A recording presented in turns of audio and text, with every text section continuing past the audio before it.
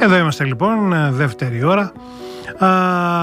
Έρθαν η ώρα μας, 105,5 στο κόκκινο, κύριε Δοξαρά στον ήχο, Μαριάννης Πατσελής στην επικοινωνία, Θανάση Λαζαρίδης, αυτός που σας ταλαιπωρεί ενίοτε τα Σάββατα και τις Κυριακές, και βεβαίως ένας αγαπημένος φίλος για μια ακόμη φορά μαζί μας, Νίκος Δαφνής. Καλό μεσημερί.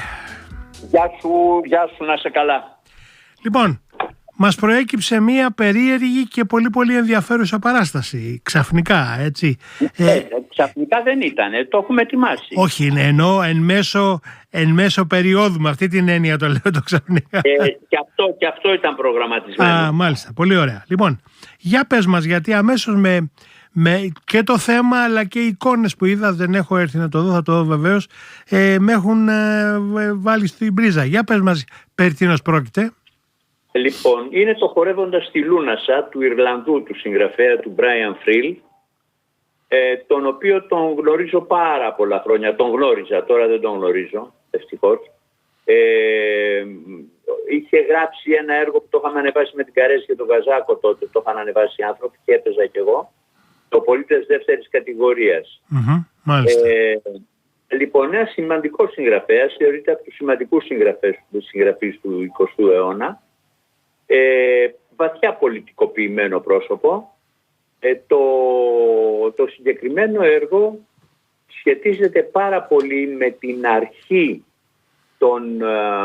του εμφυλίου στην Ιρλανδία, εναντίον των Εγγλέζων. Οι Ιρλανδοί φανατικοί καθολικοί, οι Εγγλέζοι προτεστάντες, πολλά πράγματα ξεκινάνε από τη θρησκεία. Ένα έργο που προαναγγέλει τη βιομηχανική επανάσταση και την επίδραση που έχει, ας πούμε, στη ζωή των ανθρώπων, ας πούμε. Τις φοβερές ανακατατάξεις λες. Ναι. Έτσι ακριβώς. Κοίταξε, είναι ένα έργο βαθιά κοινωνικό. Στην πραγματικότητα δεν συμβαίνει τίποτα σημαντικό σε αυτό το έργο. Είναι ένα ρεσιτάλ ηθοποιών και πώς να σου πω, πρόκριμα για κάθε σκηνοθέτη που θέλει να δουλέψει πολύ ένα κείμενο προς την κατεύθυνση μιας πολύ καλής παράστασης. Από ό,τι λένε έχουμε κάνει καλή δουλειά. Δεν θα κρίνω από το πόσος κόσμος έρχεται, είναι από τις επιτυχίες που έχει το θέατρο κατά τη γέφυρα, αλλά στην πραγματικότητα αυτό δεν σημαίνει τίποτα, γιατί πολλές φορές στο θέατρο αυτό έχουμε κάνει σπουδαίες παραστάσεις και έχουν πάει άπατες, όπως οι δύο προηγούμενες. Αυτό συμπτωματικά, τι να πω, πάει πάρα πολύ καλά. Πάρα πολύ καλά. Δηλαδή από την ημέρα της πρεμιέρας παίζουμε ένα γεμάτο θέατρο. Βέβαια μην είμαι ψώνιο, μιλάω για το μικρό θέατρο. Το από πίσω. Ναι. Πολύ ατμοσφαιρικό θεατράκι και ήθελα να το κάνουμε εκεί πέρα. Αυτό είναι ένα έργο το είχα δει μαζί με την Κωνσταντίνα πριν από περίπου 20 χρόνια στο Όλμπικ στο Λονδίνο. Και ήταν μια σπουδαία παράσταση. Ήτανε πάντα μέσα στο μυαλό μας, στη σκέψη μας, στα όνειρά μας. Έκανα μια πρόταση στο Υπουργείο Πολιτισμού. Ζήταγα 30 χιλιάρικα, μου δώσαν 15. Έπρεπε να βγάλω αυτή την παραγωγή με 15 χιλιάρικα. Που δεν φτιάνεται για ζήτο, ας πούμε. Δηλαδή πνευματικά δικαιώματα και οίκα. Μα και τα 30 νομίζω ότι ήταν μάλλον σταγόνα στον ωκεανό. Αλλά μπας περιπτώσει. 30 θα ήταν μια χαρά τώρα. Κοίταξε να σου πω κάτι, Βρετανάζη. Εγώ δεν γκρινιάζω. Και πολιτικά ξέρεις και που βρίσκομαι, αλλά και με το ΣΥΡΙΖΑ παλιότερα τα ίδια έλεγα και με τη Νέα Δημοκρατία και με το ΠΑΣΟΚ. Εντάξει, δεν μου χρωστάει η πολιτεία να μου δώσει λεφτά. Ναι, καταλαβαίνω τι λες.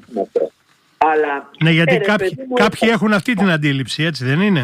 Όχι, δεν μου χρωστάει καθόλου. Το θέατρο αυτό είναι 30 χρόνια και αν δεν μπορεί να ζήσει χωρίς την κρατική βοήθεια, αυτά τα επιδόματα, εγώ γενικώς μου γυρίζουν τάντερα. Ναι.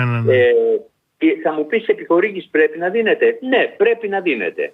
Αλλά δεν μου τη χρωστάνε κιόλα. Υπάρχουν 200 προτάσεις που γίνονται κάθε χρόνο. Περνάνε από μια γνωμοδοτική επιτροπή δυστυχισμένων ανθρώπων, αν θέλουν να κάνουν τη δουλειά τους σωστά. Για σκέψου να βάλεις μπροστά σου 200 αιτήσεις καλλιτεχνών που θέλουν να επιχορηγηθούν από την απόφασή σου Μεγάλη ευθύνη. Ναι, βέβαια.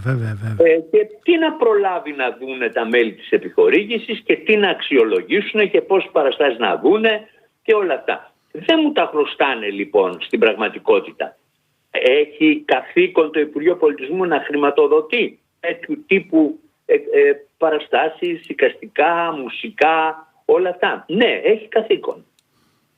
Πρέπει να βγαίνει ένα ποσό από τον κρατικό προϋπολογισμό για την τέχνη και τον πολιτισμό. Ναι, πρέπει να βγαίνει. Πόσα βγαίνει? 1% περίπου. Μη σου πω και 0,8. Ενώ θα έπρεπε με βάση ακόμα και το Σύνταγμα, πώς να σου πω δηλαδή, πρέπει να είναι πάνω από 4. Τα 100 του κρατικού προϋπολογισμού. Για κατάλαβε τι λέω. Ναι, βέβαια. Έτσι. Αλλά τώρα το ποιος θα τα πάρει πάντοτε σχετίζεται και με την ατζέντα των ανθρώπων που είναι στην επιχορήγηση, στην Γνωμοδοτική Επιτροπή. Πάντοτε υπάρχουν οι μέτεροι, πάντοτε υπάρχουν ευνοημένοι και δυστυχισμένοι. Εγώ πάντοτε πίστευα ότι δεν πρέπει να σταθούμε σε αυτό, ποιος αδικήθηκε και ποιος ευνοήθηκε. Πρέπει να αγωνιστούμε από εκεί που δίνουν για τον πολιτισμό μία ρόδα από ένα μοιράζ, ας δώσουν μια φτερούγα. Ναι, σωστά. Καταλαβαίνεις τι να πω. Ναι, βέβαια. Τι άλλο εξελίσσεται αυτή τη στιγμή στο θέατρο κάτω από την Κέφυρα, εκτός από τη Λουνάσα? Τώρα πηγαίνουμε προς το φινάλε πια της περίοδου. Ναι, παίζουμε βέβαια. ακόμα 4 παραστάσεις στα 2 παιδικά. Η ιστορία του γάτου που με σαν γλάρο να πετάει του Σεπούλβεδα και Ρωμαίος και Ιουλιέτα σαν το σκύλο με τη γάτα. Έχουμε 2 Κυριακές που θα παίζουμε το ένα έργο και 2 Κυριακές που θα παίζουμε το άλλο. Ένα λάξ παίζαμε πάντα μέχρι τις 5 Απρίλη. Η Λούνασα θα παιχτεί μέχρι τις 5 Απρίλη και μετά άλλη μία εβδομάδα θα παιχτεί 18 και 19 του μήνα εκείνο το Σουκού, που έτσι δώσαμε μία παράταση γιατί πράγματι από την πρεμιέρα είναι από αυτές τις σπάνιες περιπτώσεις. Εννοείς για το Σαββατοκύριακο μετά το Πάσχα, κατάλαβα τι λες. Ναι. Σωστό. Είναι από αυτές τις σπάνιες περιπτώσεις που μία παράσταση γέμισε, ενώ με εισιτήρια, όχι με προσκλήσεις, δώσε στα site, δώσε δεξιά, δώσε αριστερά, παρακαλάμε, ελάτε παιδιά, ξέρω εγώ, με εισιτήρια γέμισε από την πρεμιέρα. Και αυτό είναι πάρα πολύ καλό. Παίζουν 8 ηθοποιοί. Είναι σημαντικό. Έτσι, το καταλαβαίνεις. Για πολλούς λόγους. Ναι. Μπορώ να καταλάβω. Και δεν είναι ηθοποιοί που παίζουν στην τηλεόραση και είναι επώνυμοι και είναι διάσημοι και δίνουν αυτόγραφα και κάνουν και ράνουν. Είναι ψυχωμένα παιδιά, εξαιρετικοί ηθοποιοί, μια εξαιρετική ομάδα και περνάμε και καλά, για να σου το πω, γιατί είναι και σημαντικό αυτό πια. Εγώ γέρασα. Θέλω να περνάω και καλά όταν κάνω πρόβα. Βέβαια. Δεν μπορεί να είναι πρέπει η ιστορία. Πρέπει να είναι θέλω. Ναι. Έχεις δίκιο. Ναι. Θέλω να πηγαίνω στην πρόβα και να χαίρομαι που θα δω τους συναδέλφους μου.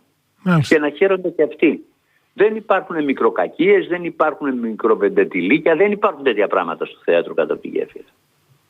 Είναι ίσως σαν να είναι ένας άλλος κόσμος, κατάλαβες. Ναι, βοηθάει και το γεγονός ότι είναι κάπου κρυμμένο, με την έννοια, καταλαβαίνεις θέλω να πω. Ναι. Αυτή τη στιγμή μου λέει η Κωνσταντίνα που τα χειρίζεται αυτά τα πράγματα, αυτή τη στιγμή μόλις κάναμε sold out Σάββατο, σήμερα. Δεν υπάρχουν άλλες θέσεις, τέλος. Έβαλε και καρεκλάκια. Ναι. Αυτά.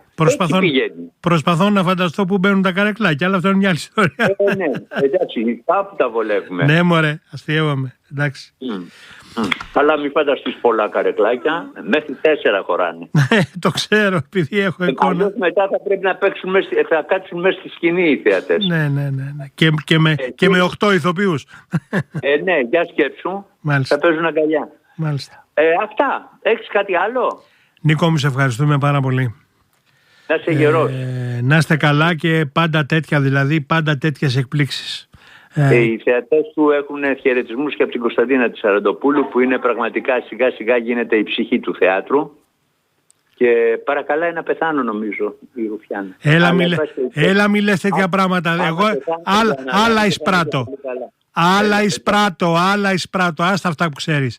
Λοιπόν, έλα. Να είστε καλά. Γεια σου Νικόλα μου. Χαιρετίσματα. Γεια χαρά.